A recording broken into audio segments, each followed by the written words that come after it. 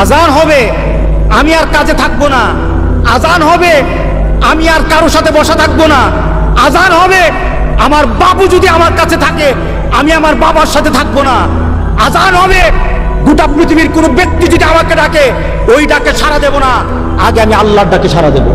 মুসলমান অর্থ, টাকা পয়সা আর পৃথিবীর সম্পদ নিয়ে, পৃথিবীর সম্মান, মর্যাদা, ক্ষমতা নিয়ে মুসলমান নিজেকে বড় মনে করে না।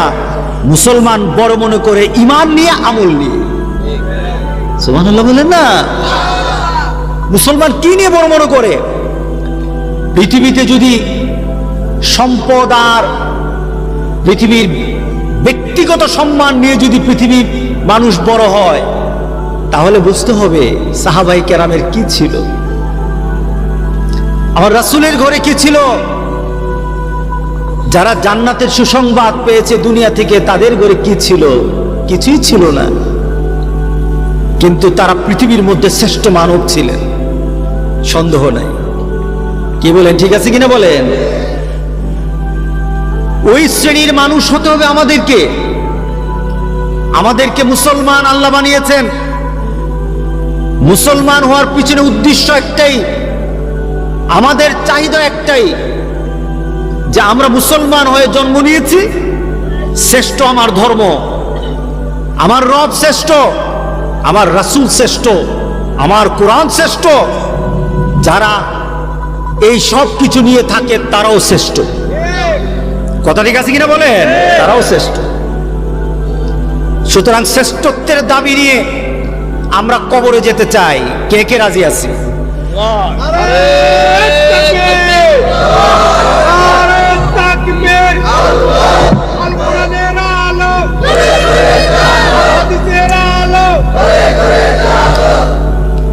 ও মুসলমান, আমাদের একটা জীবন আল্লাহ দিয়েছেন। জীবনটার দাম কত এটা বড় কথা নয়, জীবনের মূল্য কতটুকু এটা বড় কথা নয়। কিন্তু আমার আল্লাহ আমাকে যেমন সৃষ্টি করেছেন, কাফেরও সৃষ্টি করেছেন। জীবনের দাম কতটুকু হতে পারে কাফেরের দিকে তাকালে বোঝা যায়। কিন্তু মুসলমানের কাছে আল্লাহ সুবহানাহু ওয়া তাআলা যে জিনিস দিয়েছেন, গোটা পৃথিবী বিক্রি করলেও সেটার মূল্য হবে না। সেটার নাম কি? ঈমান। বলেন, সেটার নাম কি? ঈমান। যে মুসলমানরা ঈমান বুঝে না, তারা আল্লাহকে চিনে না। যে মুসলমানরা ঈমান বুঝে না, তারা রাসূলের প্রতি তার আবেগ, ভালোবাসা, মহব্বত সৃষ্টি হয় না। যে মুসলমানরা ঈমান বুঝে না, তারা কবরে গরু ছাগলের মতো যায়, মুমিনের মতো যায় না। যেই মুসলমানরা ঈমান বুঝে না, কাল হাসরের দিন তারা নবী রাসূলের দিকে সাথে থাকবে না, তারা আবু জাহেল, আবুল হাবের সাথে থাকবে। কথা ঠিক আছে কিনা বলেন? প্রশ্ন, আপনি বুঝলেন কিনা? আপনি বুঝলেন কিনা? আপনাকে তো আল্লাহ ঈমান ফ্রি দিয়ে দিল, আপনি বুঝলেন কিনা? গোটা পৃথিবীতে মানুষকে বুঝানোর জন্য আল্লাহ সুবহানাহু ওয়া তাআলা, আল্লাহ বুঝেন যে মানুষ তার কথা সরাসরি বুঝবে না। মানুষকে বুঝানোর জন্য আল্লাহ সুবহানাহু ওয়া তাআলা মডেল বানিয়েছেন, একজনকে দিয়ে দিয়েছেন, গোটা পৃথিবীর মধ্যে আদর্শ বানিয়েছেন, নবীদেরকে আদর্শ বানিয়েছেন। আর পৃথিবীর শ্রেষ্ঠতম নবী, শ্রেষ্ঠতম আদর্শের নাম হলো মুহাম্মদুর রাসূলুল্লাহ। এর উপর তো কোনো আদর্শ হতে পারে না, এর উপর কোনো মর্যাদা হতে পারে না। সেই রাসূল পাক সাল্লাল্লাহু আলাইহি ওয়াসাল্লামের উম্মত আমরা, ঠিক না? আমরা রাসূল পাক সাল্লাল্লাহু আলাইহি ওয়াসাল্লামের উম্মত হয়েছি, কেমন মর্যাদা পেয়েছি? রাসূল পাক সাল্লাল্লাহু আলাইহি ওয়াসাল্লাম বললেন, হাসরের ময়দানে সবাই দাঁড়ানো থাকবে, সব নবীরা দাঁড়ানো থাকবে, সকল নবীদের উম্মত তার পিছনে থাকবে। সবার কাতার, কেউ কারোটা হবে 50 জনেরও হবে, আবার 1,00,000 জন হবে, 1000 জন হবে। হাসরের ময়দানে আমার উম্মতের কাতারটা সবচেয়ে বড় হবে। আমার উম্মতের কাতার সবচেয়ে বড় হবে। আমি এটার জন্য গর্ব করি না। ও আমার উম্মতেরা, যতক্ষণ পর্যন্ত জান্নাতে তোমার নবী না ঢুকবে ততক্ষণ পর্যন্ত জান্নাতে কেউ ঢুকবে না।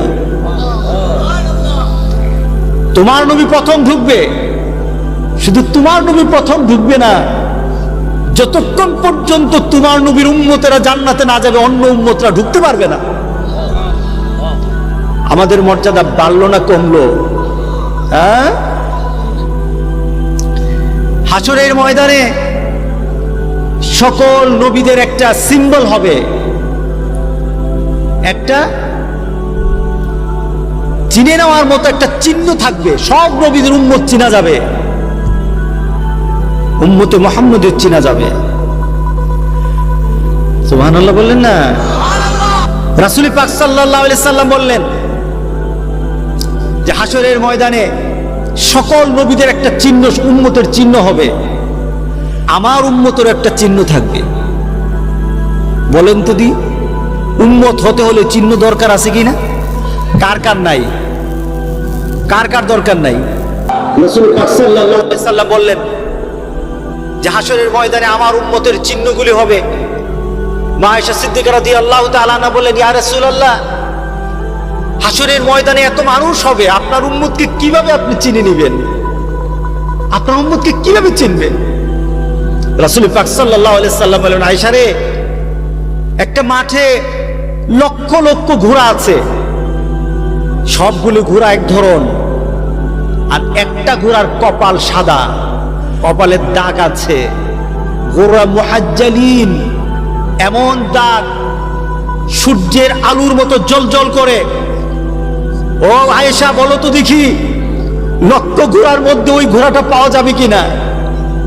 আয়েশা রে, হাসরের ময়দানে সব উম্মত দাঁড়ানো থাকবে, সবাই দাঁড়ানো থাকবে, আমার উম্মতেরও দাঁড়ানো থাকবে, কিন্তু আমার উম্মতগুলির চেহারাগুলির মধ্যে আকাশের সূর্যের মতো আলো দিতে থাকবে, নূর জ্বলতে থাকবে,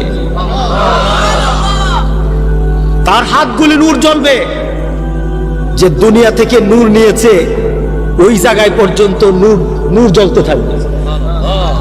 এত আস্তে সুবহানাল্লাহ বললেন? দুনিয়া থেকে যারা নূর নিবে, আখিরাতে সেই নূর রাসূলের দৃষ্টিতে পড়বে।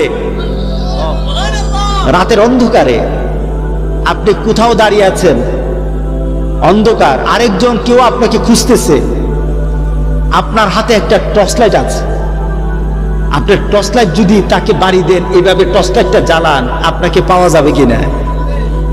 বলেন না, পাওয়া যাবে কিনা? মাঠের মধ্যে আপনার ছেলে একদিক, আপনি একদিক, এখন আপনার টর্চ লাইট মারলেন, মেরে ছেলেকে বললেন, এই ছেলে আমি এখানে, ছেলে দেখবে কিনা? আর অন্ধকারের মধ্যে যদি পড়ে থাকেন, টর্চ লাইটটা যদি না থাকে, আলোটা যদি না থাকে, নূরটা যদি না থাকে, তাহলে বলেন তো আপনার ছেলে জীবনে আপনি খুঁজে পাবে? পাবে না। হাসরের ময়দান বিভীষিকাময় অবস্থা, সূর্যটা মাথার উপর চলে আসবে। অমিয়া, আগামীকাল আসবে না? আগামীকাল একটু সূর্যের দিকে তাকায় থাকেন তো দেখি কেমন লাগে। সূর্যটার দিকে তাকিয়ে থাকেন, কেমন লাগে? আপনার চোখ দিয়ে কিছু দেখা যাবে না, লম্বা সময় তাকিয়ে থাকলে চোখটা থাকবে না, এত পাওয়ার। কিন্তু কত দূরে আছে বলেন না? কতটুকু? অনেক দূর, এখান থেকে ঢাকা পর্যন্ত নাকি? কোনানে কসবা কই আছে? 9,30,00,000 মাইল দূরে, 9,30,00,000 মাইল দূরে। এই দূরটা কিন্তু বৈজ্ঞানিকরা বলেছেন, আসল নাম কিন্তু এখনো কেউ বলতে পারে নাই। এত দূর থেকে কোরআন, সেই যখন সূর্য যখন তা দেখ, আরাম লাগে না? খুব ভালো আরাম লাগে নাকি? হ্যাঁ, গরমটা কেমন লাগে? একটু কিছুক্ষণ দাঁড়ায় থাকার পরে খালি কোথায় লুকানো যায়, কোনখানে ছায়া পাওয়া যায়, এগুলি তো খোঁজা আরম্ভ হয়। কথা ঠিক না? আর ঠিক ওই সূর্যটাকে একটু খেয়াল করেন, ঠিক ওই সূর্যটাকে আপনার মাথার উপর, ঠিক মাথার উপর, এই মাথার উপর যখন চলে আসবে, যারা কোরআনওয়ালা তারার মাথার উপর আসবে, যারা কোরআনের কাছে আসে নাই, নামাজ পড়া নাই, তারা ওইখানে থাকবেই না, অন্য জায়গায় থাকবে নাকি? হ্যাঁ, কি বলেন? যারা আমরা একটু ভয় টয় পাই, একটু কোরআন টোরআন পড়ি, হুজুর আপনারই ধরবো, হাসরের মধ্যে আপনারই বিপদে পড়বেন, আমরা ভালোই আছি, দুনিয়া তো ভালো, আখেরাত তো ভালো, কি বলেন? তাই নাকি? হ্যাঁ, ময়দানে দাঁড়ানো হবে, আপনি যেমন দাঁড়ানো থাকবেন, মোমেন বান্দা যেমন দাঁড়ানো থাকবে, বদকারও দাঁড়ানো থাকবে। কিন্তু মোমেন বান্দা আর বদকার পৃথিবীর মধ্যে সবকিছু ব্যবহারের ক্ষেত্রে গুণগত মান এক ছিল। আমি এখন ভাত খাইলাম কার বাড়িতে? সেলিম ভুইয়ার বাড়িতে, ভুইয়া সাহেবের বাড়িতে ভাত খাইলাম। এখন আমি যখন মুরগি খেলাম, মুরগের গুস্ত খেলাম, আমার জিহ্বায় যেই মজা, যে নামাজ পড়ে না তার জিহ্বায় কি আরেক মজা? বলেন নাকি? একই মজা। খেজুর গাছের রস, নারিকেল গাছ, খেজুর গাছের রস শীতকালে মজা না? এটা কি আমার জন্য এক মজা, আরেকজনের জন্য আরেক মজা? মালিকের জন্য এক মজা, সুরের জন্য এক মজা, নাকি সব এক মজা? হ্যাঁ, সবার এক মজা। ওই সূর্যের আলো দুনিয়াতে আমার জন্য যেমন আপনার জন্য তেমন, কিন্তু আখিরাতের ময়দানে কিন্তু তা হবে না। মুমিনের জন্য মুমিনের অবস্থা হবে, মুমিনের জন্য আল্লাহ সুবহানাহু ওয়া তাআলা তার তাপকে, তার সহনশীল পর্যায়ে নিবে। বদকার তার বদের আমলের কারণে তার অবস্থা তেমন হবে, তার মাথাটা পর্যন্ত ফেটে যাবে, গরমের তাপে মাথা ফেটে যাবে, মাথার মগজটা পর্যন্ত বের হয়ে যাবে। হাসরের ময়দানে রৌদ্রের তাপে আল্লাহ সুবহানাহু ওয়া তাআলার সামনে সবাই দাঁড়ানো, আল্লাহর সামনে সবার কাছে আজকে উপস্থিত হয়ে গেছে সবাই। এবার বিচার আরম্ভ হবে। কোর্টে দাঁড়ানো, বাংলাদেশের কোর্ট না, পৃথিবীর কোর্ট না, আহকামুল হাকিমিন সেখানে বসা। আল্লাহু আকবার। আহকামুল হাকিমিন আল্লাহ সুবহানাহু ওয়া তাআলা তিনি একজন চূড়ান্তভাবে মালিক ইয়াউমিদ্দিন হয়ে বসে আছেন। তিনি বিচার ফায়সালা আরম্ভ করবেন, বিচার আরম্ভ করবেন। বিচারের অবস্থা আল্লাহ সুবহানাহু ওয়া তাআলা, একটা মানুষ যখন পৃথিবীর কোন হাই কোর্টে যায়, পৃথিবীর সামান্য কোন জজ কোর্টে যায়, নিম্ন কোর্টে যায়, তখনই তার কোনো হুঁশ থাকে না। যখন আল্লাহর সামনে সবাই উপস্থিত হয়ে যাবে আর সামনে দেখবে দুজকের আগ গর্জন, বেহেশতের জন্য বেহেশতেরা দেখতে থাকবে বেহেশতের প্রতি, দুজকের গর্জনগুলি তাত্তালিউ আলাল আফইদা, প্রত্যেকটি মানুষের কলিজার মধ্যে গিয়ে তার আঘাত করবে, তার কলিজার মধ্যে গর্জনগুলি আঘাত করবে। নবীরা পর্যন্ত দুজকের আগুনের আওয়াজ শুনে ভয় পেয়ে যাবে।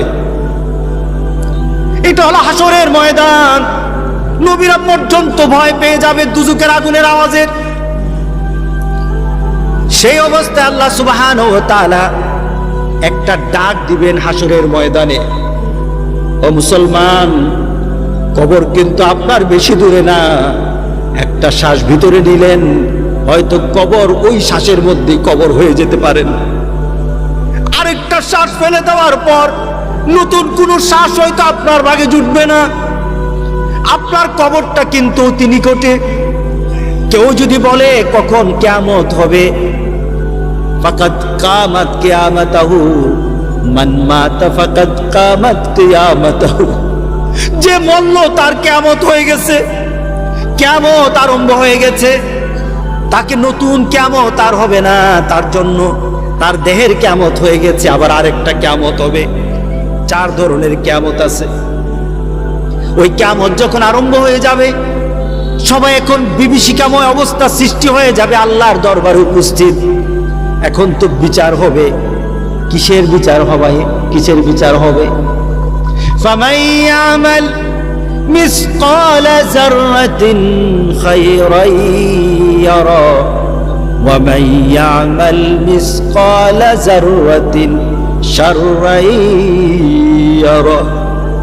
মাবুদ সুবহানাহু ওয়া তাআলা কোরআনে কারিমে আমাদেরকে জানিয়ে দিলেন, তোর বিচার আমি কেমন ভাবে করব। রাতের আধারে গোটা পৃথিবীর কেউই দেখে নাই, তোর স্ত্রীও দেখে নাই, গোটা পৃথিবীর কেউ তোকে দেখে নাই। রাতের আধারে এমন একটা কাজ করেছস, মনে মনে চিন্তা করেছস, কেউই দেখে নাই। আল্লাহ বলেন ওইটা তোর হাসুরের দিন দেখায় দেব। হাসুরের দিন গোটা পৃথিবীর মানুষের সামনে ওই কথাটাও দেখায় দেব। রাতের অন্ধকারে, রাত্রের বেলা শুয়ে শুয়ে, বিছানায় শুয়ে শুয়ে তুমি আরেকজন মানুষের জন্য তুমি খারাপ চিন্তা করেছো। তুমি মানুষের জন্য ভালো চিন্তা করো নাই, খারাপ চিন্তা করেছো। আল্লাহ বলেন তোমার চিন্তা তো কেউই দেখে নাই। পাশে স্ত্রী ছিল, স্ত্রীও টের পায় নাই, কিন্তু আরশের মালিক আমি আল্লাহ কিন্তু টের পেয়ে গেছি। আল্লাহু আকবার। আমি কিন্তু টের পেয়ে গেছি। হাসরের দিন ওই কথাটা পর্যন্ত তোর সামনে উপস্থিত করব। আল্লাহু আকবার বললেন না? আল্লাহকে চিনা দরকার আছে কিনা বলেন? হাসর বোঝা দরকার আছে কিনা বলেন? আল্লাহু আকবার, আল্লাহু আকবার। আফসোস হবে, আফসোস করবেন, আফসোস করবেন। ওই আফসোসের কথা আজকে কোরআনের যে আয়াত তেলাওয়াত করলাম, এই আফসোসের কথা আছে। হাসরের ময়দানে গিয়ে কিছু আফসোস করবেন। কি করবে? আফসোস করে করে বলবে, আরে আমি কি করলাম রে, ইয়া লাইতানি কুনতু তুরাবা, আরে আমি কেন মাটি হই না। আজকে আমি কি জবাব দেব আল্লাহর দরবারে? আমি তো কিছু নাই, আমি তো কিছু করি নাই। আমি আল্লাহর সামনে কেমনে দাঁড়াবো? আমি যদি মাটি হয়ে যেতাম। আল্লাহু আকবার, আল্লাহু আকবার, আল্লাহু আকবার। আমি যদি মাটি হয়ে যেতাম। এভাবে চিৎকার করে করে সবাই বলবে যে আমি যদি মাটি হয়ে যেতাম। আবার কেউ বলবে কাদ্দামতু লিহায়াতি, নিজের আমলনামা দেখবে, নিজের জীবনটা দেখবে। আমি যে বললাম নূর নাই, তার সাথে নূর নাই, তার সাথে নূর নাই। এখন নূর সারা কবরে গেছে, নূর সারা হাসরে দাঁড়াইছে। এখন হাসরের ময়দানে দেখে নিজের মধ্যে নূর নাই। এখন আল্লাহর সামনে কেমনে দাঁড়াবো? প্রস্তাব তো নাই। আল্লাহ তো আমার দিকে তাকাবে না, রাসূল তো তাকাবে না। যে রাসূল পাক সাল্লাল্লাহু আলাইহি সাল্লাম বলেছেন সব উম্মতের একটা সিম্বল হবে, একটা চিহ্ন হবে। আমার উম্মতেরও সিম্বল হবে, একটা চিহ্ন হবে। সেটা হবে তার চেহারাটা সূর্যের আলোর মতো জ্বলজ্বল করতে থাকবে। কালো চেহারা থাকবে না, কালো চেহারা থাকবে না। এত সুন্দর চেহারা হবে, আকাশ সূর্য পর্যন্ত ম্লান হয়ে যাবে। মা আয়েশাকে বললেন, আয়েশা রে, আমি আমার উম্মতকে চিনে নেব। তাদের চেহারাগুলি যখন জ্বলজ্বল করতে থাকবে তখনই চিনে নেব তারা আমার উম্মত। এত আস্তে সুবহানাল্লাহ বলেন। আচ্ছা, সুবহানাল্লাহ বলে কে খুশি হয়? আর যত মিছিল মিটিং করতেছেন, কে খুশি হবে? নেতা খুশি হবে। কেন তো খুশি হবে? রাগ করবেন না, কোন নেগেটিভ সেন্সে বলতেছি না। আপনার নেতা আপনার প্রতি খুশি হবে, যে কোনো ধরনের নেতা খুশি হবে। এই খুশিটা আপনি কি পাবেন বলেন তো? আর আল্লাহরে যদি খুশি করতে পারেন কি পাবেন বলেন তো দেখি? সুবহানাল্লাহ বললেন না? এই জবানের মধ্যে যত, রাসূল পাক সাল্লাল্লাহু আলাইহি সাল্লাম বলেছেন সুবহানাল্লাহি ওয়াল হামদুলিল্লাহি ওয়া লা ইলাহা ইল্লাল্লাহ আল্লাহু আকবার, যে এই তাসবিহগুলি জপবে তার তাসবিহর সাথে সাথে জান্নাতে তার জন্য একটা গাছ লাগানো হবে। এত আস্তে সুবহানাল্লাহ, জোরে বলুন সুবহানাল্লাহ। আচ্ছা, জান্নাতের গাছগুলি ছোট না বড়? কত বড়? হ্যাঁ, জান্নাতের একটা গাছ এত বড় হবে, এক একটা গাছ, যে একটা গাছের ছায়া এত বিশাল হবে। ছায়াটা, গাছের ছায়াটা, বট গাছের ছায়া আছে না, বিভিন্ন গাছের ছায়া আছে না, ছায়াটা এত বড় হবে। একটা ঘোড়াকে যদি ছায়ার এক প্রান্ত থেকে আরেক প্রান্ত পর্যন্ত ছেড়ে দেওয়া হয়, ঘোড়াটা চলতে আরম্ভ করবে। ওই ঘোড়াটা 100 বছর পার হয়ে যাবে, গাছটার ছায়া শেষ করতে পারবে না। এত আস্তে সুবহানাল্লাহ।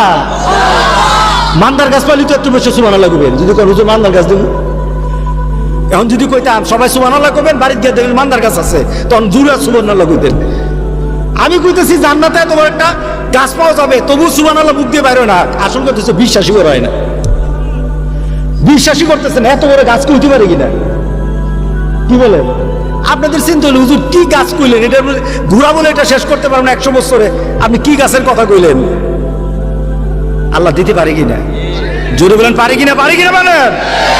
আমার মাহবুবই দিতে পারে, আমার মাহবুবই দিতে পারে। সুতরাং মুখের জবান যার যত বেশি জিকির দিয়ে ভরা থাকবে, জান্নাতে তার বাগানের মধ্যে তত গাছ বেশি থাকবে। আরো জোরে বলি সুবহানাল্লাহ। একটা স্লোগান দিতে পারবেন? কে পারবেন না? হাত তুলে। সবাই পারবেন? আপনারা একটা মিছিল দিবেন, স্লোগান দিবেন। জান্নাতে কিন্তু স্লোগান হবে, জান্নাতে কিন্তু স্লোগান হবে। জান্নাতের স্লোগানটা কার জন্য হবে? আল্লাহর জন্য। কার জন্য হবে? যারা এখান থেকে আল্লাহর জন্য স্লোগান দিবে তারা জান্নাতে গিয়ে ওই স্লোগানে যোগ দিবে। কে কে যোগ দিতে চান? নারে তাকবীর, নারে তাকবীর, আল কোরআনের আলো, আল হাদিসের আলো, মসজিদ আছে যেখানে, নামাজ আছে যেখানে, হক্কানি উলামায়ে কেরাম যেখানে, আলহামদুলিল্লাহ। এটা শুনলে গরম হয়েছে নাকি?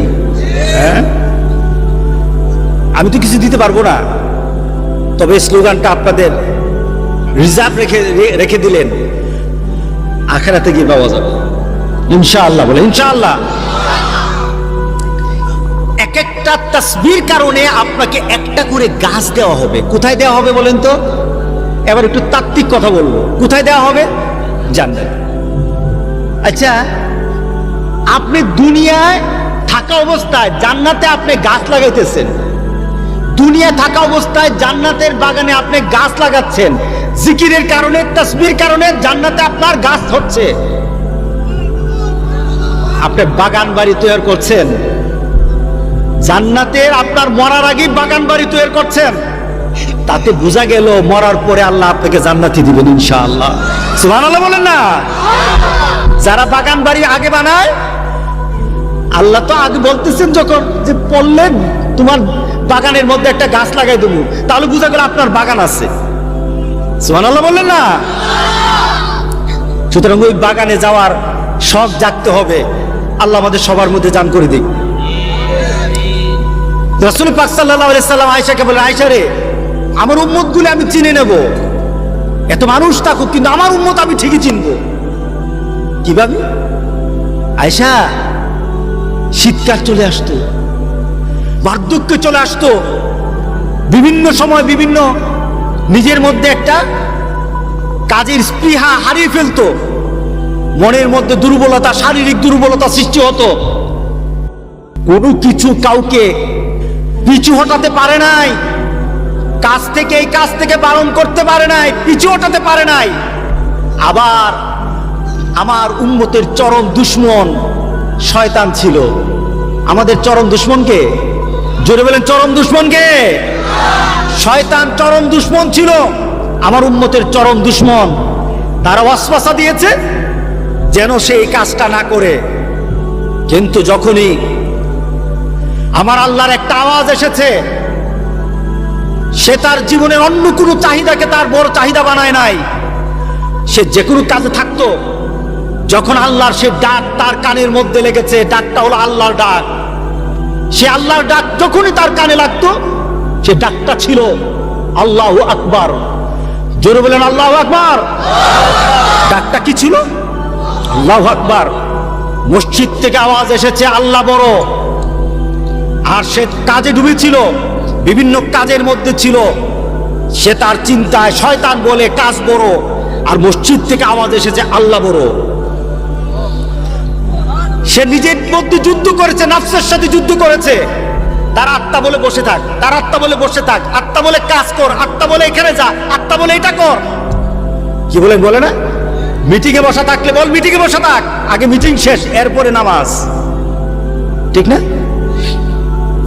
আমাদের রিক্সাগুলির মধ্যে অনেক সুন্দর সুন্দর লেখা থাকে, আগে থাকতো ছবি, নায়িকাদের ছবি, নায়কের ছবি থাকতো না। এখন কিন্তু সুন্দর সুন্দর কথা থাকে। নামাজকে বলো না কাজ আগে, নামাজকে বলো না কাজ আগে, কত সুন্দর কথা। কাজকে বলো, নামাজ আগে। তোমার দুনিয়ার যে কোনো কাজ থাকুক, তোমার জীবনের একটা বড় চাহিদা নিয়ে নাও। আজান হবে, আমি আর দেরি করব না। আজান হবে, আমি আর কাজে থাকবো না। আজান হবে, আমি আর কারোর সাথে বসা থাকবো না। আজান হবে, আমার বাবু যদি আমার কাছে থাকে, আমি আমার বাবার সাথে থাকবো না। আজান হবে, গোটা পৃথিবীর কোনো ব্যক্তি যদি আমাকে ডাকে, ওই ডাকে সাড়া দেব না, আগে আমি আল্লাহর ডাকে সাড়া দেব। পারা যাবে কি না? ও মুসলমান, পারা যাবে? যদি পারা যায়, তাহলে আমরা এখন থেকে বলবো, নামাজকে বলবো না কাজ আগে, নামাজকে বলবো না কাজ আগে। যদি হয় কি হবে? যদি এটা করতে পারেন কি হবে? রাসূল পাক সাল্লাল্লাহু আলাইহি সাল্লাম বলেন, ওই উম্মতগুলি আমার উম্মত চিনে নেব। তাহলে বোঝা গেল, যার মধ্যে এই দাগ থাকবে না, সে রাসূলের উম্মত বলে পরিচয় দিতে পারবে না। আমাদের সমাজে নামাজি বেশি না বেনামাজি বেশি? আস্তে কথা কয়, বলেন, জোরে বলেন, সাহস করে বলেন। বেনামাজি বেশি। তাহলে বেনামাজির অবস্থা কি? হ্যাঁ, তুমি যতই আশিকে রাসূল হও, আশিকে রাসূল, মাশুকে এলাহি, আশিকে পান্দান, সিয়ায়ে দান্দান, কত সমাজের কত আশিকিরা আছে। এই আশিকি দিয়ে কাজ হবে না। তুমি যদি রাসূলের উম্মত বলে পরিচয় দিতে চাও, তোমাকে মসজিদে 5 ওয়াক্ত হাজিরা দিতে হবে। কথা ঠিক আছে কিনা বলেন? যারা দেয় না, আমার দৃষ্টিতে, আপনার দৃষ্টিতে যত বড় উঁচামো লোক আমার সমাজে, আখেরাতে তারা ফকির, মিসকিন, তারা গরিব, তারা তারা তারা লানত প্রাপ্ত, তা এর থেকে আর কিছু না। কথা ঠিক আছে কিনা বলেন? যত বড় কিছু, যত বড় কিছু। ও মুসলমান, আজকে বুঝতে হবে, আমি কি আমাকে বাঁচাতে পারবো কিনা, আমি কি আমার রাসূলের সাথে সম্পর্ক করাতে পারবো কিনা। যদি পারতে হয়, নামাজ লাগবে কিনা? জোরে বলে, নামাজ লাগবে। মা আয়েশা সিদ্দিকা রাদিয়াল্লাহু তাআলা আনহাকে রাসূল বললেন, যারা উযু করেছে, উযু করার সময় কি ধুতে হয়? বলেন, কি ধুতে হয় উযু করতে? ধরুন উযুর অবস্থা ধরুন, এখানে তো সব, এখানে তো 90 জন ভাইয়া যাবেন উযু ধরলে। তো উযু আর মাহফিলে, আপনার মাহফিলে আর আমু না। আপনি একটা টেরা মানুষ, উযু যেমনি মন দেয় আপনি কি হয়েছে উযু? হ্যাঁ, উযুতে কি করতে হয় বলেন? উযুর ফরজ কয়টা সবাই জানেন? জি না, সবাই জানেন না। যারা বলছে ওই যে সবগুলি চেহারা চিনি, সবগুলি নামাজির চেহারা, নামাজির চেহারাই আলাদা। সুবহানাল্লাহ বলেন। সীমাহুম ফি উজুহিম মিন আসারিস সুজুদ। যারা নামাজ পড়ে, একটা লোক অনেক ফর্সা, নামাজ পড়ে না, তার চেহারার মধ্যে ফর্সা হোক, কিন্তু তার চেহারার মধ্যে নূর নাই। কথা ঠিক আছে কিনা বলেন? আরেকটা চেহারা কালো, কিন্তু 5 ওয়াক্ত নামাজ পড়ে, চেহারার দিকে তাকায় দেখেন, নূর আর নূর আছে তার মধ্যে, তার মধ্যে নূর আর নূর আছে। আপনি নামাজ পড়তে গিয়ে যখন উযু করলেন, মুখটা ধুইলেন, হাতটা ধুইলেন, রাসূল বলেন, যারা শীতের রাত্রিতে আর উযু করতে গিয়ে হাতটা সুন্দর করে ধুয়ে নেয়, কাল হাসুরের দিন আল্লাহ এটাকে আর হাত রাখবে না, এটা নূর বানাই দিবে। ওই নূর আমরা চাই। আপনি আখিরাতে গিয়ে আল্লাহর সামনে কেমনে দাঁড়াবেন, রাসূলের সামনে কেমনে পরিচয় দিবেন? আপনার সাথে নূর নাই, আপনার সাথে নূর নাই। রাসূল পাক সাল্লাল্লাহু আলাইহি সাল্লামের সাথে আমরা যদি পরিচিত হতে হই, তাহলে নামাজ লাগবে।